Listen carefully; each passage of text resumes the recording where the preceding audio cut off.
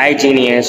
நேற்று நம்மளோட ஏஜுக்கும் மெட்டபாலிசத்துக்கு ஏதாச்சும் சம்மந்தம் இருக்கா அப்படிங்கிற ஒரு கான்செப்ட் பார்த்தோம். ஸோ இன்னைக்கு ஆல்மோஸ்ட் பிரேக்ஃபாஸ்ட்டை கிளாஸுக்கு ஆர் வெயிட் லாஸுக்காக ஸ்கிப் பண்ணலாமா பண்ணக்கூடாது அப்படிங்கிற ஒரு கான்செப்ட் பார்க்க போகிறோம்.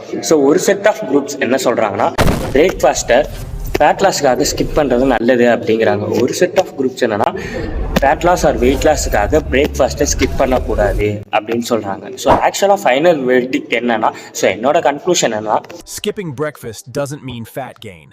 Focus on your total daily calories because meal timing is totally optional. ஓவராலாக உன்னோட கேலரி டெபிசிட் மட்டும்தான் உன்னோட fat loss or weight loss ஜேர்னிக்கு சப்போர்ட் பண்ண போகுது. ஸோ அது கூட சேர்ந்து உன்னோட recovery, sleep, daily activity and hormonal control, so இதெல்லாம் கூட சேர்ந்து சப்போர்ட் பண்ணும். ஓவரால் ஃபைனல் கன்க்ளூஷன் இதுதான். ஸோ அப்படி என் சைடு வந்தோன்னா டயட் சப்ளிமெண்ட் இல்லாமல் 90 டேஸில் 10 kg ஃபேட்டை குறைக்கிறது எனக்கு டே 73. ஸோ என்னோடய கார்டியோ ஒர்க் ஷிஃப்ட் எல்லாம் முடிஞ்சதுக்கப்புறம் ஸோ நான் இப்போ ஜிம்மில் ஹிட் பண்ணியிருக்கேன்.